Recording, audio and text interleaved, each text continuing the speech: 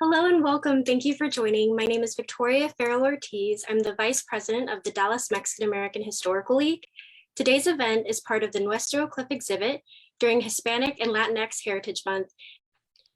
We hope those that live, lived, or have a connection to Oak Cliff are able to enjoy the event and free programming. Mark your calendars for a historical photo exhibit at the Latino Cultural Center, Jesse Thafaya speaker series, including an in-person interview with Dallas ISD Superintendent Michael Hinojosa, virtual community involvement panels with 6 Oak Cliff activists, and documentary premiere. Our events are considerate of COVID, and we provide online programming as well. Please refer to our exhibit schedule, which is shared on the screen for you now. This is also posted on our website's homepage under our exhibit tab, as well as under our social media. Note which ones are in person and which ones are virtual. In-person events require a ticket. You can visit our Facebook event pages to find the Eventbrite links for registration. As previously stated, all events are free to the public. The story of Oak Cliff is not complete without the story of Mexican Americans in Oak Cliff, from as early as the 1930s to as recently as now. This history is one that is important, so please share widely with your friends and your family and ask them to share as well. During tonight's presentation, we will be monitoring the chat and have a Q&A portion, so please direct your questions there.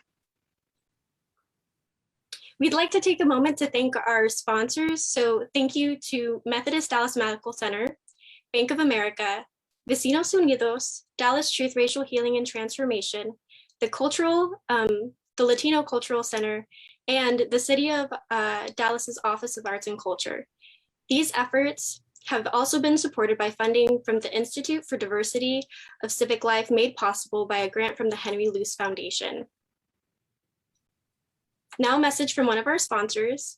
In order to stop the spread of COVID-19, Methodist Dallas Medical Center is hosting a vaccination clinic. It'll be at Bishop Avenue and Colorado Boulevard, open Mondays and Fridays, 6:30 a.m. to 4:30 p.m.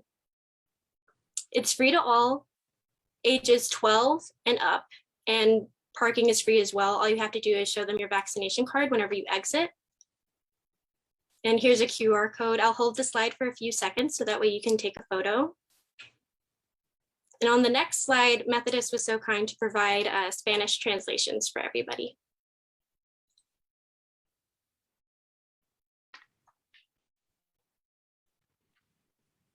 And I'll hold it for a few more seconds.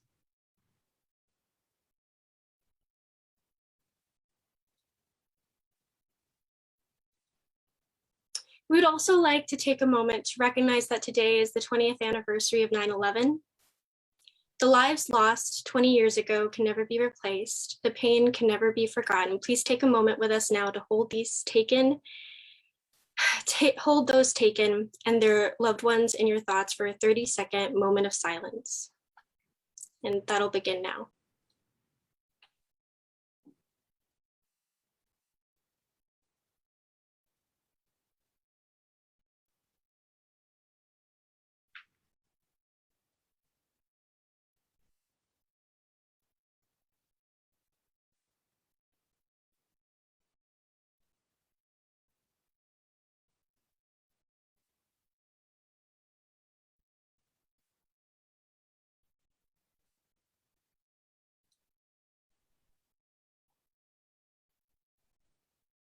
Thank you for taking that moment with us.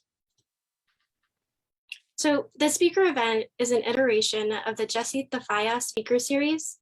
Jesse Thafaya is a late founder of the Dallas Mexican American Historical League. So in his spirit and energy, we welcome Dr. A.K. Sandoval-Strausz. Today, he will be speaking on the continued importance of his work, Barrio America, How Latino Immigrants Saved the American City, the compelling history of how Latino immigrants revitalized the nation's cities after decades of disinvestment and white flight. A.K. Sandoval-Strausz is Director of Latino Studies and Associate Professor of History at Penn State University. He was born in New York City to immigrant parents, went uptown to college at Columbia University, and then on to University of Chicago for his PhD. He teaches courses in Latino studies, immigration history, and urban history, and his research has explored mobility, migration, and immigration. He is the author of Hotel and American History, Making Cities Global, the Transnational Turn in Urban History, and most recently, Barrio America, How Latino Immigrants Saved the American City, which won the Caroline Bancroft History Prize and was a finalist for the Victor Villaseñor Book Award. Thank you so much for your work in writing this book that focuses on the case of Oak Cliff, and for speaking us today. Welcome again, Dr. A.K. Sandoval-Strausz.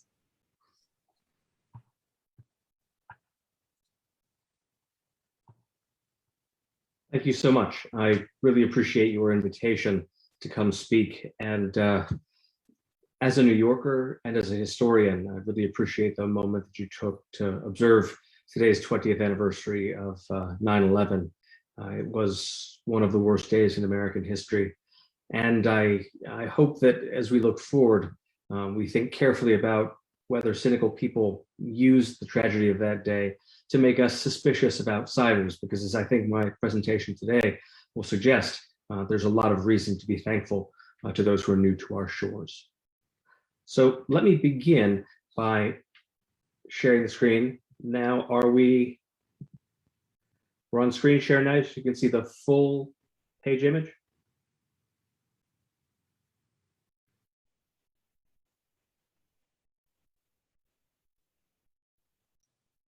I pinned you so they can see your picture and your screen at the same time. Okay, excellent. Thank you very much.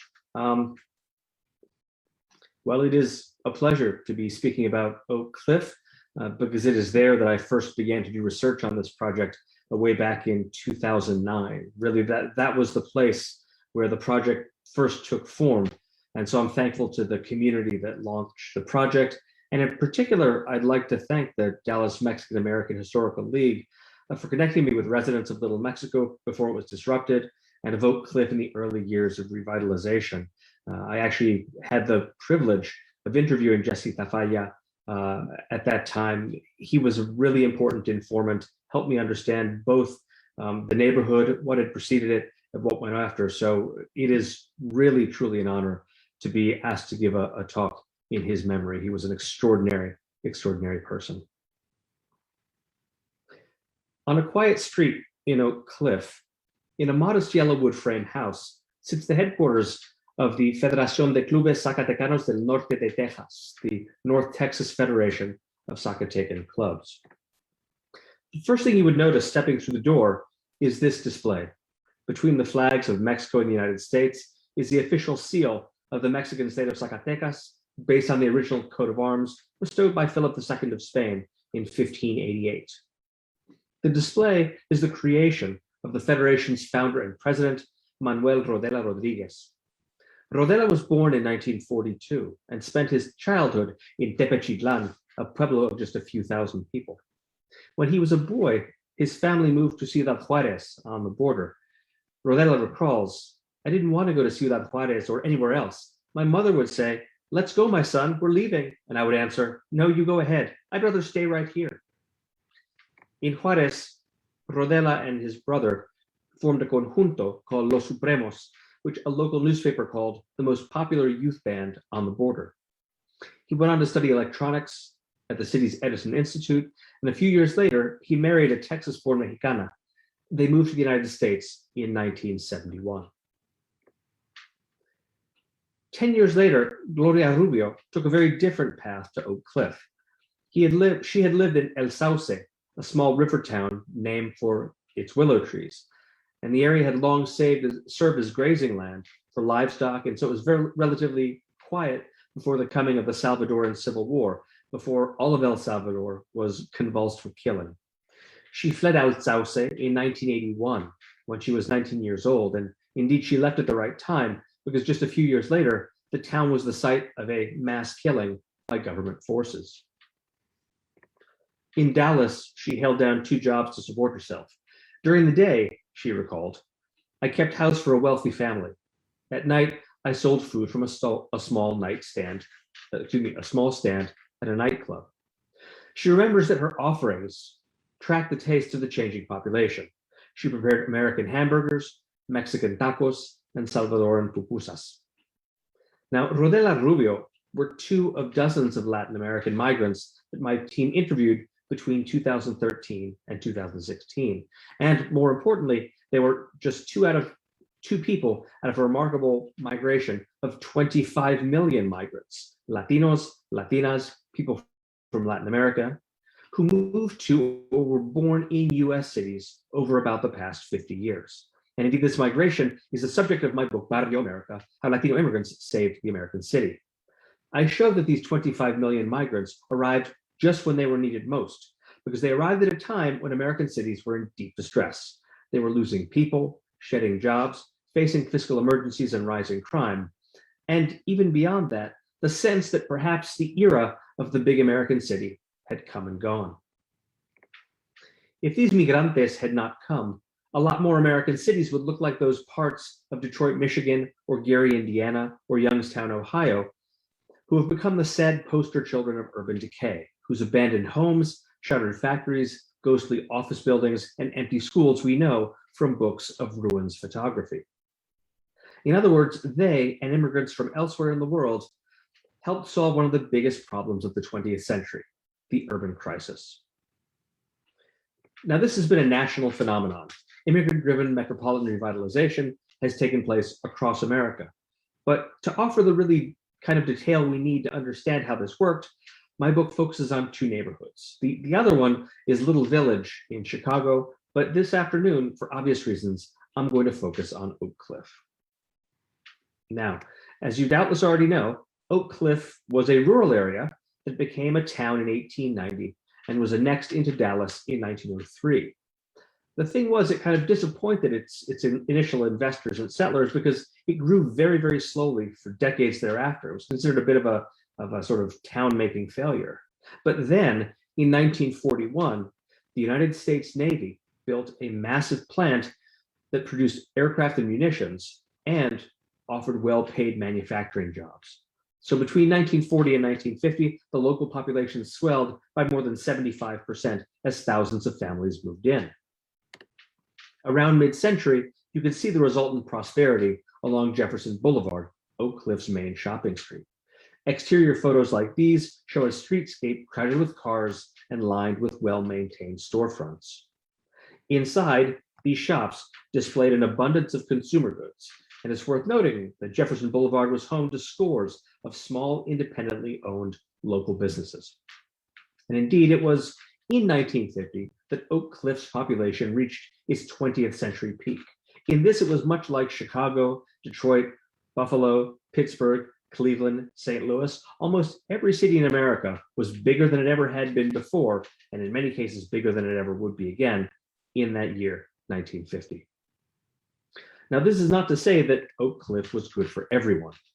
When journalist Grover Lewis wrote about leaving his community, the neighborhood where he had grown up in the 1940s and early 50s, his was not an exercise in nostalgia.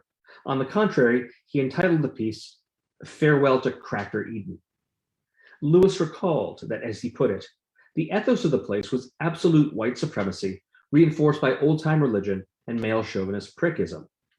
And indeed, his opinion was well-founded because when the civil rights era came, Oak Cliff was caught up in the city's numerous episodes of white resistance to integration. As Black families tried to escape Dallas's deliberately created and overcrowded ghettos by moving to previously white neighborhoods, they were met with repeated episodes of mob violence. And when it became clear that this would not stop residential integration, there was a wave of white departure to North Dallas and the suburbs.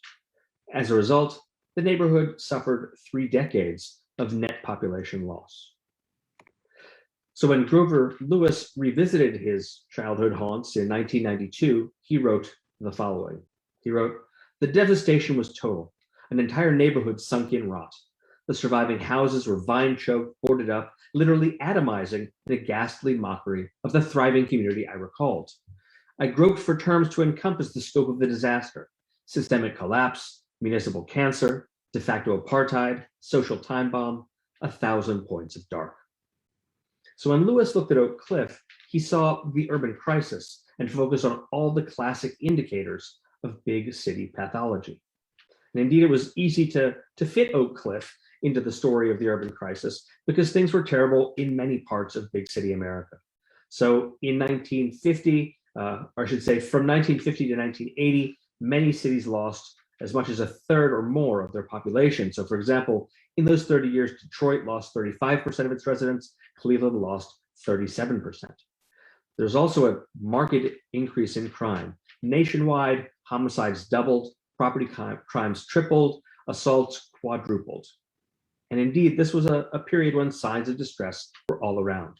People would take the subway or the train to work in the morning and see panoramic views of abandoned neighborhoods. Then they'd come home, turn on the evening news, and see story after story about violent crime in their city.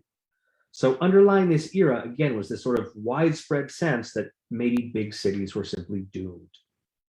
But urban America's luck was about to change, including in Oak Cliff. It turned out that Grover Lewis was seeing Oak Cliff in the darkness before dawn, because by that time, a huge influx of mostly Mexican and Salvadoran migrants had already set the neighborhood to growing again. In fact, it was growing even faster than Dallas as a whole. By 1990, Oak Cliff was home to 53,000 Latinos and also to 11,000 African Americans. And thanks to them, the neighborhood had enjoyed its first significant population growth since the 1940s. By the year 2000, it was more than 3/4 Latino, 10% Black, and boasted more than 113,000 residents. That was 30% more than at its previous peak in 1950. All along Jefferson Boulevard, empty storefronts were being reoccupied. In 1970, the street had just one identifiable Latino business, but by the year 2000, it was dominated by bodegas, panaderias, taquerias, botanicas, fruterias, quinceañera and bridal shops, travel agencies, and money transfer outlets.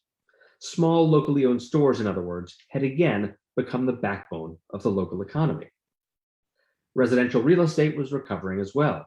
I went tract by tract through the census data, looking at median home values and rents, and indeed these had fallen in almost every Oak Cliff tract in the 1960s and the 1970s, even though in the rest of Dallas, they were actually still growing, or still rising. But in the 1980s and 1990s, they rose in every single tract in Oak Cliff. And indeed, they rose so quickly, they outperformed the city as a whole. Meanwhile, crime decreased dramatically. Citywide, the homicide rate fell to barely more than a quarter of what it had been at its peak, from 500 homicides in 1991 to only 133 20 years later. And in Oak Cliff specifically, I was able to use the National Neighborhood Crime Study to show that the crime rate was significantly lower than in other comparable neighborhoods. So it was no wonder that by the mid-2000s, the city's leading newspaper was celebrating Oak Cliff as what it called the Latino downtown of Dallas. Now, stories of recovery like this were not limited to Oak Cliff. Most of urban America has seen a dramatic turnaround. Nationwide, crime fell to nearly 50-year lows, city neighborhoods were repopulated, and housing stock was refurbished. I mean, so much so that this became its own kind of a problem. After all, the biggest issue in many cities, at least before COVID, was no longer empty neighborhoods or abandoned properties, but instead it was a severe shortage of affordable housing, especially for working class families. Because with some admitted exceptions, right? I don't want to pretend that Detroit and Baltimore don't exist, but with very few exceptions, American cities have stopped losing population and in most cases are growing again, mostly thanks to Latinos and other immigrants. So the question then becomes, how did they do it, right? How did these immigrants, people who earned limited incomes, were socially marginalized, politically demonized, and often undocumented, right? How did they manage to revitalize so much of urban America? Now, the most popular explanations have often centered on people with, frankly, a lot more money, right? The creative class, or yuppies and hipsters and globe-trotting techno wizards. And indeed, this is a position most clearly associated with Richard Florida, whose 2002 book, The Rise of the Creative Class, really emphasizes centrality of highly educated, highly trained white-collar workers as the key to urban revitalization. But I should add that it wasn't just Richard Florida. Some of the same kinds of assumptions about how cities work also undergirded even much more critical, more Marxist approaches to urbanism, especially those associated with the hugely influential sociologist Saskia Sassen. And indeed, this is the sort of the Janus face of a narrative that is centered, whether from the center or the left, centered on the very well-to-do, really centered on a story of the most privileged of all urbanites. But on the contrary, in my book, I show that Latino population growth started earlier and really laid the foundations for professional people to come back to the city later on. I'm happy to refer back to this during the Q&A. I have a few sort of statistics and graphs if people would like more detail on that. But right now, I want to focus not just on the quantities of people who move to urban areas, but really the quality of the landscape that Latino immigrants created. Because really, that's the way that I phrase the question, right, is in the subtitle of my book. It's how Latino immigrants saved the American city. And this is sort of a question that can't just be answered quantitatively. The approach also has to be qualitative. So I'm going to focus on the special characteristics of 3 Latino landscapes. Number 1, the landscape of business. Number 2, the landscape of transportation. And number 3, the landscape of home. And my sort of broad interpretive framework is that I'm going to suggest that each one of these landscapes was really a transplanted or adapted Latin American urban form. In other words, Latinos brought particular spatial practices and behaviors and adapted them for use in the United States. Let's begin with the business landscape. One of the major trends in the post-war decades was that a lot of stores were closing in city centers and reopening in suburban malls. Now, this wasn't sort of just bad for urban business people. It also depleted municipal tax bases and damaged street life. And Little Village and Oak Cliff during this urban crisis were cases in point, with their empty storefronts and deserted sidewalks. Indeed, the urbanist William H. White once used the downtown of Dallas as a sort of example of just how deserted a formerly thriving city center could get. That was in his book, City. But when Latino immigrants arrived, they were able to revive local commerce because their ways of doing business fit perfectly with the existing architecture of places like Jefferson Boulevard. Now, these were streets lined with small storefronts. In the 1950s, they were very well suited to the scale of independent shops and offices. But with the rise of suburbia, retailers increasingly wanted to build stores on big urban lots so they can surround those stores with lots of parking. As a result, city neighborhoods with small 20 or 30-foot wide lots, they just weren't viable economically at the time. And that's why so many of the mom and pop stores that we were familiar with went out of business in the 1960s and 1970s. As the sort of local hardware store, sporting goods store, footwear store, pharmacy, etc., were being replaced by shopping centers and big box stores, especially out on the urban periphery. But things work differently in Latin America and in Latino America. South of the Rio Grande and throughout the rest of the hemisphere, the scale of retailing had remained small, with people running their own small businesses.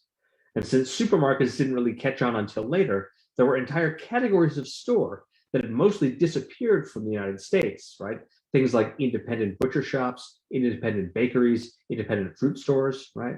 That were alive and well in Latin America as carnicerias and panaderias and fruterias. So as a result, in Oak Cliff and barrios like it, Latino small businesses managed to thrive in precisely the same years when English-speaking shopkeepers were going out of business. So again, how did they do it, right? They certainly worked very hard, but so did small business people from many different backgrounds in the United States. They had particular advantages. The first of these was language. Stores run by migrantes enjoyed a very high customer loyalty because newcomers preferred to do business in Spanish and with people from their hometowns or at least home countries or home states. The second factor was simply competition or lack of competition. The big retailers were very slow to realize the potential of what they would today call the Latino market. And right, so their relentless cost cutting and predatory pricing that drove so many English language businesses out, right, was a lot less of a problem for Latino businesses because they simply didn't have to compete for the same customers. And that's how all those bodegas and taquerias and botanicas were able to revive commerce in places like Jefferson Boulevard, and indeed all across Latino America. Indeed, the Kaufman Index, an established measure of entrepreneurial activity, shows that in almost every single year from 1996 through 2019, Latinos were more likely than any other demographic group to open their own businesses. Now, one of the other factors underlying the success of Latino commerce is the second landscape I want to talk about, that is the transportation landscape. And this too was an adaptation of a Latin American urban norm into the space of US cities. When they came to Oak Cliff, Latinos often noticed the role of cars in their way of life. Teresa Ortiz Alvarado, who arrived in 1971 from a small town in Guanajuato, recalled that one of the reasons why Mexicanos liked Oak Cliff was that it was small and compact enough to get places on foot. He explained, as he put it, you could play in the streets, in the parks, not like North Dallas, where you never got out of your car. Similarly, longtime Oak Cliff resident Rosario Gaitan observed, walking, it's a culture thing to me. Around here, the Mexicanos, they'll walk to the bank, they'll walk down the street, but growing up, Anglos mostly didn't. And indeed, this isn't just sort of anecdotal. If you look closely at the census data, it's easy to demonstrate that Latino households in Oak Cliff had far fewer cars per person than Anglo households, either in Oak Cliff or across Dallas. And indeed, this is probably what we should expect considering the history of automobiles in Latin America. The fact is that very few people owned them until relatively recently. I think two statistics from Mexico will ably illustrate this. In 1960, the Organization for Economic Cooperation and Development found that in Mexico, there were 22 motor vehicles for every 1,000 people. In the United States at that time, the figure was 18 times higher. It was 411 vehicles per 1,000 people. And I should add that even 50 years later, when they reran those figures in 2010, the United States figure was still 5 times higher. There were 165 automobiles per 1,000 people in Mexico, 812 per 1,000 in the United States. I should also add that automobile ownership was especially rare in rural Mexico, where most of the early migrants to Oak Cliff came from. So for example, in the village of Tzintzuntzan, Michoacan, in 1945, none of the 246 inhabitants owned a car or truck. In 1960, only one of 320 residents did, and even by 1970, only 11 people out of 360 owned any kind of car. Now, given that historians and urbanists agree that the automobile has had unparalleled influence over how cities work, what they look like, the advent of sprawl, given that fact, it should come as no surprise that the sort of pedestrian culture of Latino immigrants could have a major a major influence on the development of US cities. The third landscape I want to talk about is the landscape of home. Some years ago, a really smart cultural geographer named Daniel Rodella identified a particular kind of house that was common in Mexican American neighborhoods. It was a dwelling that included a freestanding house with fencing along the front of the property, visible here at right. Now, he interpreted it as a combination of the classic detached Anglo house, the one in the middle in this diagram, and the Mexican courtyard home, the one on the left. Shortly thereafter, urban planner James Rojas elaborated on this idea of the Mexican American homescape. He emphasized that the residential space of this kind of home did not end at the front of the house. Rather, it extended family life onto the porch and into the front yard, right up to a chain link or wrought iron fence at the property line. Rojas also pointed out that this front area was often in frequent use throughout the day. Family and friends would sit on the porch or the stairs, and from there they could supervise small children who played safely inside the fence line. Indeed, in the years since, this front yard space has even garnered its own Spanglish term. It's called La Yarda, right? You can see it all over Latino America and hear it referred to all the time. Here are some examples from the Oak Cliff Barrio in Chicago.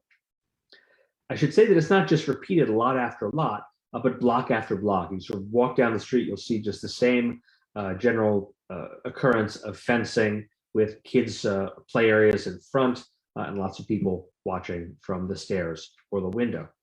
And I think this really has major implications for how cities work. I spoke earlier about how crime dropped in Oak Cliff as Latino immigrants moved in. Well, that effect is not limited to South Dallas or to Dallas or even to Chicago or any one city. On the contrary, it's an effect that has been observed in almost every Latino barrio in which it's been measured.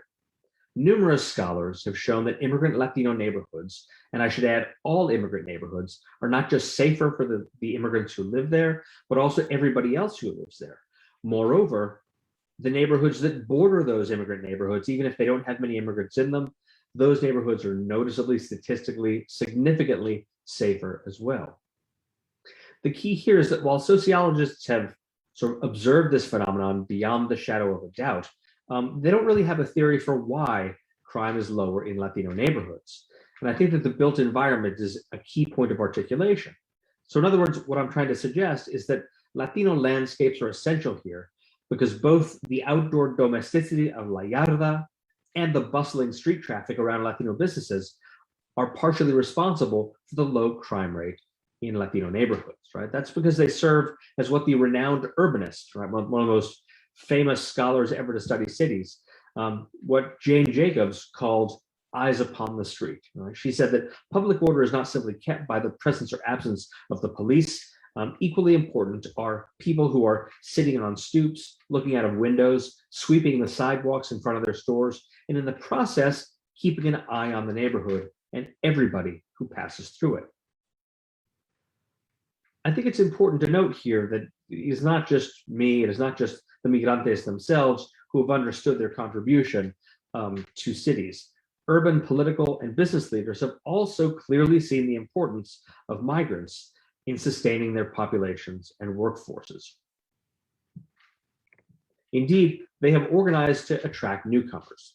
One of the things that was especially surprising about the census returns from 2010 was that they showed that some cities had continued to lose population even while many other cities had gained it. So Detroit was the classic case in point. It's a city that just between 2000 and 2010 lost 25% more of its population. I was saying earlier that Detroit, like many cities, had lost 1/3 of its population over the course of 30 years. But here was a period of just 10 years where it lost another 25% of its population. And so beginning with Detroit, a number of cities actually organized to try to attract immigrants in hopes of forestalling and reversing their urban decline. So Global Detroit was the first of these groups. It was sort of a development initiative that united political leaders, business leaders, and community organization. And indeed, their mission statement said outright the following, quote, "Immigration has proven by far to be the best American strategy to combat population loss." I should say that a few years later, they joined with municipal officials from across the nation's industrial heartland to establish what became known as the Welcoming Economies Global Network. It's now a group called Welcoming America, and its motto is leading Rust Belt immigrant innovation. Right? It's got, I think, 26 affiliates in cities across the region. And so you can see that those who are closest to the well-being or decline of cities, those who have primarily responsible for municipal welfare, have really taken to the idea of sitting up and taking notice of the essential role of immigration in restoring their communities to economic viability. I should say, though, that these urban leaders were not alone in seeing the benefit of immigration to cities. Urban professionals also increasingly looked to Latino urban spaces. They sought out neighborhoods with, quote, character and authenticity. In numerous places, urban professionals paid barrios their highest compliment by gentrifying them, right? And there are many examples of this. There's San Francisco's Mission District, there's Los Angeles's Boyle Heights, there's New York City's Washington Heights. And indeed, speaking of Washington Heights, right, it was indicative that Lin-Manuel Miranda and Chiara Hudes wrote a scene into their musical, which is now, a Hollywood movie, in which the main character, bodega owner Usnave de la Vega, he asks the following. He says, in 5 years, when this whole city's rich folks and hipsters, who's going to miss this raggedy little business? And indeed, right, this was certainly the case in actual barrios. I offer the example, tragically, of Casas Blan on Chicago's west side, right? This was a community center for decades. It was covered with old murals that celebrated some of the heroes of Latino and of Latin American history. And what happened was that it was bought by some investment capitalists, basically. And despite the fact that these were irreplaceable, beautiful murals that were among the most best-loved features of the entire community, one day they just sent painters in and painted them over completely. It's a real sort of act of vandalism against the heritage of the neighborhood. A few years ago, an immigrant named Jose Luis Arroyo described an incident that summed up key aspects of recent US metropolitan history. He told the following story. He says, this young Anglo guy comes along and he says, "Hola, ¿cómo estás?" He was speaking Spanish and everything. "Fine, thanks," I tell him. "What can I do for you?" He says, "Well, this was my father's house and I want to buy it." I tell him, "But it's not for sale." He says, "But I like it here. I was born in this neighborhood." And so I ask him, "So why did you leave?" He says, "I don't know why my father moved out. He just moved out." But Arroyo says, as Latinos, we understand, right? These Americans left because they thought we were going to destroy their neighborhood. These young people's parents got scared and they moved away and they took their children with them. And these children grew up and became professionals and they came back to visit the barrio and now they want to move back. But by way of conclusion, let's remember that despite recent years of intensely anti-immigrant policy, the United States is still home to 45 million immigrants, right? That is the largest population of foreign-born people in the entire world. I should also add that the second place country, Germany, has only 10 million foreign-born people. So we're more than 4 times the size of immigrant population than our nearest competitor. And this is essential because we, as a nation, depend on them. As a rising number of commentators have noted, America's birth rate has fallen to a rate far too low to maintain our economy, our institutions, right? Whether it be our workforce, whether it be enough people to pay into Social Security, whether it be recruits for the military. And I should say that this is not just an American problem. It's also true of virtually every advanced industrial and post-industrial nation in the world, right? You see exactly the same effect in Germany, in Italy, in Japan, in Russia. And indeed, we have the good fortune of attracting lots of immigrants from all around the world because really immigrants are the solution to this new national crisis, right? They are the only ones keeping us out of a demographic death spiral that threatens the sort of economic viability of the entire country. Thanks to them, our population continues the same very slow but essential growth, right? If you look at, despite the people running around with their hair on fire calling immigration a threat, if you look at the last 50 years of data, the population of the United States has been growing at less than 1% a year for about half a century. And about the rate is about the same now. So the future of America has arrived, right? It's living at the corner of E pluribus unum and aquí estamos y no nos vamos. We can see this in the faces of the nation's school children, our neighbors, our co-workers and caretakers, our baseball players. We can taste it in the food on our plates, which would be empty if not for the hands that picked the produce, processed the meat and poultry, and worked unseen in restaurant kitchens. And we can hear it in the words of a people who, despite so many years of being dispossessed, overworked, and underpaid, and falsely accused, have been among the most optimistic of all Americans. So it now falls to us to make sure that we return to our best traditions of welcoming immigrants, both because it is right and because without immigrants and their families, and frankly, a lot more immigrants and their families, there really is no viable future for this place we call America. Thank you very much. Wonderful. Thank you so much. I'm going to go ahead and begin the questions. Sure. So a question is, have you seen Gentrification on Netflix, and what are your thoughts on the series? It's a terrific thing. I believe America Ferrera produced that. And it's it's a really smart show because it points out a couple of things, right? Number one, it points out that gentrification is a very real thing, but it also points out that while we think, sort of, most people imagine gentrification as white people moving into Black and brown people's neighborhoods, and that is often the case, right? That it can also take other forms, that it's all about, not just racial difference, but unmistakably economic difference, and that there are problems even when it's people coming back to El Barrio. And the fact is, when people with money move into a neighborhood, unless specific measures are taken, unless specific municipal codes are updated, it is almost certain that they will force people out. And I should also add, right, that it creates even a division within the community of people who already live in the barrio, because those who are property owners, right, they may have bought a property for $50,000 or $60,000 in the 1970s or 1980s, and somebody is saying, I'll give you $3.5 million for it, right? It's not that they're bad people, it's just that it's very hard when somebody says, I'll write you a check for $3.5 million right now. Unless you're very, very rich, that's something that's hard to say no to.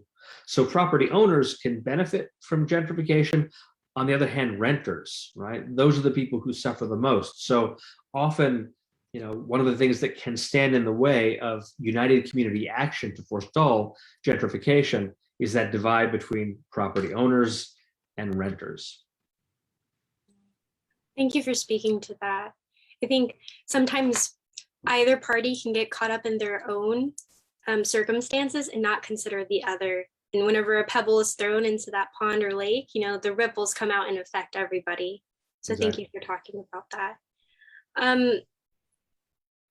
So also, I heard you mention like aquí estamos y no nos vamos. And I thought that was just interesting because I have a print here. It's a little house. I don't know if you can see it, but Angela Faz, who's an artist here from West Dallas and Oak Cliff, she made those prints, and it says exactly that in one of her other images as well. But something that I was wondering if you ever came upon it in your research was the extra layer of hardship for elderly people who are Spanish speaking whenever this comes into a community. I've had friends who have had grandparents have people come up to their doorstep with documentation and say, sign this, I'm from the city. Have you heard things like that or come upon that? Well, I mean, what I can say is that there was a lot of shady operating in another time and place in Dallas, precisely against those groups of people, right? When the city began to drive highways through Little Mexico, the previous sort of main Mexican-American and Mexican neighborhood, there were a lot of people committing what is called affinity fraud, right? Affinity fraud is like fraud, but people take advantage of some sort of similarity they have with the people that they're trying to defraud. So, right, if you look back into the archives, you can find old Mexicanos, Chicanos, Mexican Americans in Little Mexico saying that there'd be these Hispanic real estate agents, and they'd be the ones trying to scare us out of our houses, right? They'd be the ones trying to take whatever shady measure they could to try to get us out. And often there was kind of, you're required to leave, because Latinos were not very politically organized. And let me pause for a moment here and say it was Jesse Tafalla specifically who pointed this out. He said back in the 70s and 80s, Latinos were not very well organized at all because Dallas had an at-large system of choosing city council members. So as a result, right, even though you had a huge Mexican-American presence, because votes were done citywide, virtually the entire city council was white Anglo. So they didn't really have anywhere to go. They had so little representation, as he said. They just wanted to keep us in the barrio and ignore us. So that kind of affinity fraud that can be, practiced by every nationality, every ethnicity, was unmistakably, part of the scene of trying to drive people out. So, I think we should tell, los viejos y las viejas, like don't ever sign anything, don't ever talk to anybody unless there's somebody you trust, right there with you. Yes, exactly. I have another question here. Thank you, Dr. Sandoval-Strausz, for the presentation. How has immigration policy, like the 1965 and 1986 immigration reform laws, helped cities? And what do you think policymakers can do now to help prosperity in places like Oak Cliff without displacement? All right, well, let's start with 1965 and 1986, right? Remember that 1965 is often misunderstood, right? In 1965, the Hart-Celler Act put an end to decades of racist exclusion quotas that kept anybody from anywhere in the world, really with the exception of Northwestern Europe, from legally immigrating to the United States. So, the elimination of those quotas in 1965 was a really very important thing. However, there was one flaw that was introduced into the legislation by Southern segregationists in Congress. The original draft of the 1965 law that Lyndon Johnson and his allies in Congress, the ones that they presented, ended all of the quotas, but also kept in place a long-standing exemption to those quotas from anyone from within the Americas. So in the same years that they were barring the door to Italians, to Central European Jews, to Greeks, to people from Poland, and definitely the people from Asia, Africa, and the Middle East, right? In those same years, because agricultural production in this country was so fundamentally dependent upon Mexican labor, they exempted Mexicanos and people from all across the hemisphere from those restrictions. They intended to keep those exemptions in place, but essentially segregationists who were afraid that America would become more diverse blackmailed Johnson and said, we'll tie this up in committee forever. You have to impose some of these quotas on the Americas as well. And that suddenly took what had been long-standing movement of people back and forth across the US-Mexico border and suddenly made it illegal. In other words, that law created an illegal immigration problem in the same way that if you set the highway speed limit to 45, you suddenly make criminals out of everybody who's just driving the same speed they had been before. Now, by the 1980s, there was some realization of what had gone wrong. So the 1986 La IRCA, the Immigration Reform and Control Act, had as one of its provisions a legalization that was taken advantage of by about 3 million people, mostly undocumented folks from Mexico. And you could see that as soon as those 3 million people suddenly got their legal status, never had to worry about the knock on the door and they take you away, right? They began to invest in their neighborhood. You could see this in Oak Cliff. So, for example, Gloria Rubio mentioned that right after La Amnistía, you saw people buying their houses, you saw people, opening second businesses, third businesses, and really taking, actions that at the time when they could, again, be suddenly grabbed and deported at any time, you can't really make long-term investments under those circumstances. But those 3 million, right, distributed all across America, because they now had legal status, they really dramatically improved businesses. I have a lot of statistical information on Oak Cliff, on Little Village in Chicago. That worked really nationwide. It has been sort of demonstrated in study after study that if there is a problem with underpaid, undocumented people, the solution to that problem is to give them some sort of legal status so they can get the wages that really they are deserved. So for people who say, oh, these undocumented people, usually they call them something else, are driving down wages, I'll say, the evidence for that is fairly shady, but what we can be sure they're not, and this comes into the third question of what kind of measures can we take to improve the fortunes of urban America. And I should add, this is a problem that is now, in rural America as well. There are plenty of rural towns that have suffered the same kind of depopulation over the past 10, 20 years as urban America was in the decades before that. They're the ones now most in need of more immigrants. So if we both, gave legal status to undocumented people and invited in a lot more immigrants. I mean, I think what you're going to see, as has been talked about a lot of the news, more than 100,000 people were airlifted out of Afghanistan before the transfer of power, unfortunately, to the Taliban. You're going to see cities and towns lining up saying, we'd love to see some of these folks resettled in our city because they desperately want to be here. They desperately want to work hard.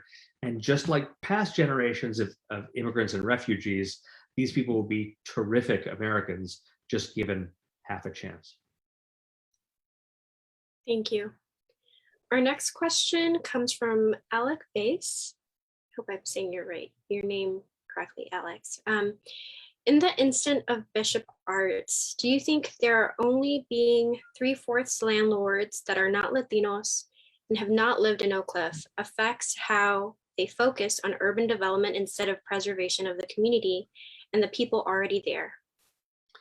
Yes, definitely, right? I mean, let's also recognize that I was saying before that the series Kentification illustrates that this can be a problem even when the newcomers are also Latino. But when they're not, they often, they want to maximize their profits. And so they open businesses of a kind that don't really serve the local community. So I won't really specify some of them, but let's say that some of the newer businesses in Bishop Arts, nobody working class, nobody Latino is going to be like, yes, I want to pay such and such a amount of money for, again, I won't get specific about what they're selling, but there are some examples of businesses that manage to serve everybody, right? So Charcoal Broilers on Jefferson, I had a great interview, with Mr. Cordova. He says, I'm a white good old boy. I have the name Cordova, but he said, our business was a family business since the 1960s. It was about to go out of business in the 1990s because so many folks were leaving Oak Cliff. And he said, it was the Mexican crowd that saved us, right? We changed up a little bit of what we were serving. We, put a little more, cilantro and jalapenos and learned to make the foods that they wanted to. And that became a successful business that can serve both the local community, right? And people who come in for just a look or even new residents. So I think the trick has got to be figuring out, through ongoing collaboration with developers to say, what you don't want to do is destroy what makes this neighborhood special. What you don't want to do is like kill the goose that laid the golden egg, because if you just, Angloify and whiten every business here, it's not going to be very interesting. So they need to sort of step back and do what, again, and again, I'm not going to promote any particular restaurants, but there's some businesses that have very successfully figured out how to serve both clienteles and sometimes at a price point that is accessible for a lot of people. Great question. Thank you for asking it. Yeah, thank you for your answer. Could you speak to why you picked Oak Cliff for your comparative analysis? And this is a question from Selena Garcia. Sure, absolutely. Now, I think Dallas and the Dallas-Fort Worth Metroplex are tragically understudied cities because they're really interesting and they're very representative of some of the major trends in American urbanism, right? You want to talk about a city that has a similar morphology to places like Los Angeles, Phoenix, and Atlanta. Dallas does precisely that. So, those who want to study the Sun Belt, definitely want to be looking at Dallas. And indeed, there's a terrific collection called Sunbelt Rising, edited by Michelle Nickerson and Darren Dochuk, when Dr. Nickerson was teaching at UT Dallas. And so she really saw the importance of the local community. Now, as far as my choosing it, so I went to graduate school in Chicago, right? And there I had a front row seat for the sort of Latinization of large parts of the city, right? So people often thought of Chicago as a city of white people and Black people, but the fact was that if you just get on the bus heading west from the university, there's a big and very famous African-American neighborhood, but if you stay on that bus for about 20 minutes, you end up in Oak Lawn, right, which is a big Mexican neighborhood with, again, panaderias and carnicerias and taquerias that I used to go to with friends of mine for lunch all the time. And I understood that that was sort of a big transformation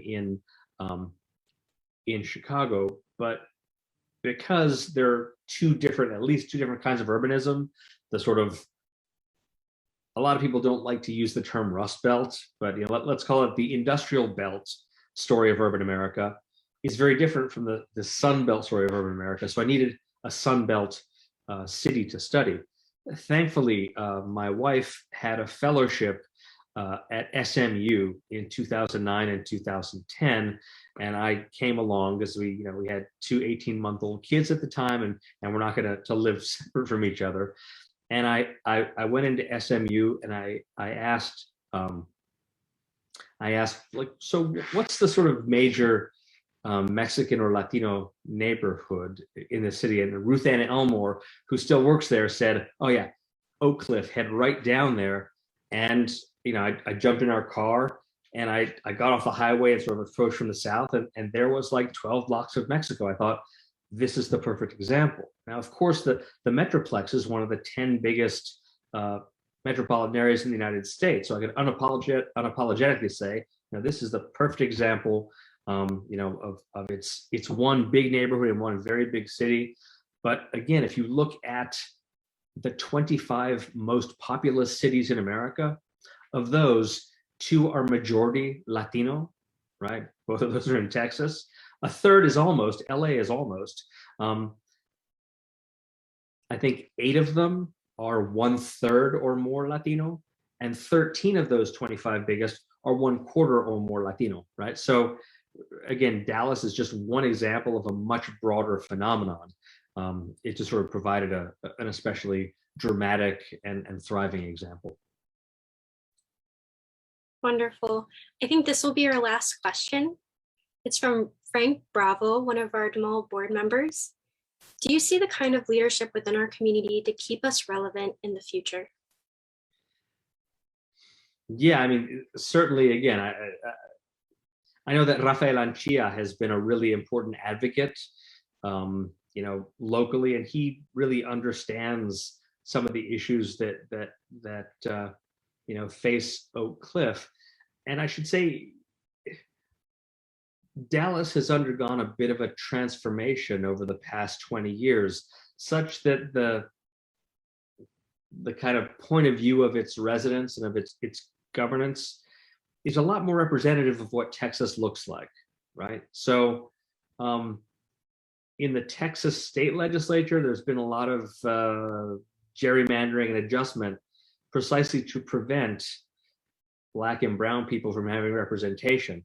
You don't see that nearly as much as the municipal level. So, I mean, if you look at Dallas itself, it has a much more, the city council in Dallas looks a lot more like the population of Dallas.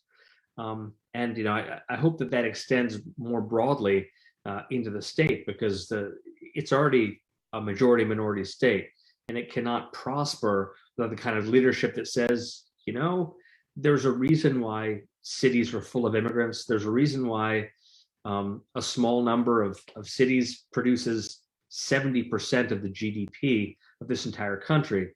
And that's because the combination of highly educated people, native-born, immigrant, and working class people really create sort of the kind of urban dynamism, again, that now drives our economy. So if at one time people looked at big cities and said, that's just not where the economy is going to be, today they're saying big cities are just the dynamos that drive us nationally.